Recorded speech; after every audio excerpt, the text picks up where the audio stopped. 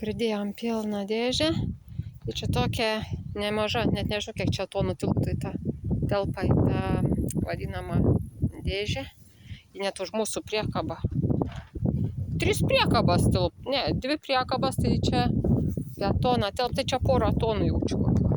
Nu va, mūsų sudėjom arbuziukus. Čia truputį tokie mažesni atskiriam, kiti didesni. Kas kokių norės, tokių galės pasirinkti. Nežinau, čia saulutė šviečia labai gražiai.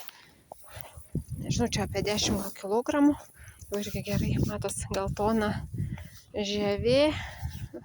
Šonelis geltonas, tai jau turėtų būti sunokęs, bet dar biškį palaikysim. Čia irgi va toks didelis. Su viena ranka aš nepakelsiu. Gražuoliai. Taip, kad gavosi pilna dėžė. Smagu labai. Labai faina.